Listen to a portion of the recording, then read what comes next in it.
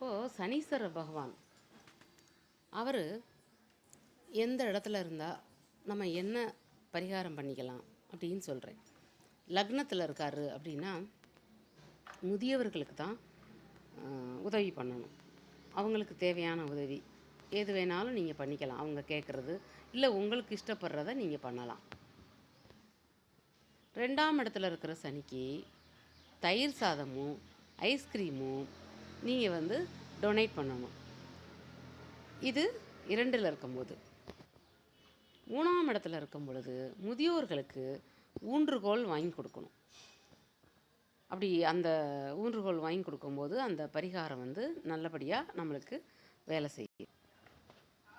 இப்போது 4ல் இருக்கிற சனிக்கு பிச்சை எடுக்கிறவங்களுக்கு அவங்களுக்கு இந்த சைக்கிள் இருக்குல்ல, அந்த சைக்கிள் வாங்கி நம்ம கொடுக்கணும். அந்த 3 சக்கரம் வண்டி அதுவும் வாங்கி கொடுக்கலாம். 5ல் சனி இருந்தால் குழந்தைங்களுக்கு ஐஸ்கிரீம் வாங்கி கொடுக்கணும். அவங்க ஒரு ஹாப்பியாக இருப்பாங்கள்ல, அப்போ நமக்கு அந்த சனி பகவானுடைய தாக்கம் குறையிறதுக்கு வாய்ப்பு உண்டு.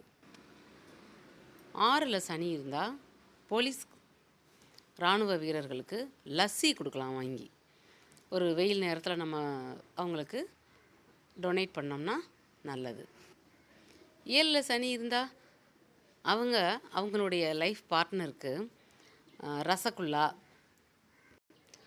அப்புறம் அந்த திரிந்த பாலில் செய்த ஸ்வீட்டோ ஐஸ்கிரீமோ எதுவோ கொடுத்துக்கலாம். 8ல் சனி இருக்கிறவங்களுக்கு என்ன வாங்கி கொடுக்கலாம் அப்படின்னா, அதாவது தன்னோட இறுதி காலத்தில் படுக்கையில் இருக்கிற முதியோர்களுக்கு அந்த பேஷண்ட்டுகளுக்கு என்ன பொருள் வேணாலும் நம்ம அவங்களுக்கு தானமாக கொடுக்கலாம். 9ல் சனி இருக்கார் அப்படின்னா எல்லை தெய்வம், எல்லையில் காக்கக்கூடிய வீரர்களுக்கு நம்ம ஏதாவது காவல் தெய்வத்துக்கும் அதே மாதிரி அந்த எல்லை தெய்வம், எல்லை வீரர், காவல் தெய்வம் இவங்களுக்கு ஏதாவது நம்ம முடிஞ்சது பண்ணலாம். 10ல் சனி இருக்கிறவங்களுக்கு காவலர்களுக்கு உதவி பண்ணலாம்.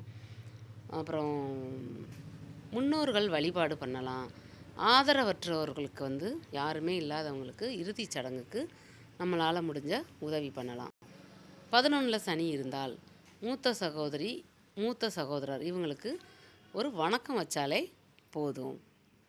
12ல் சனி இருந்தால் என்ன செய்யணும்னா அவங்க செப்பல் வாங்கி கொடுத்தா நல்லது. இந்த டிப்ஸ் பிடிச்சிருந்தா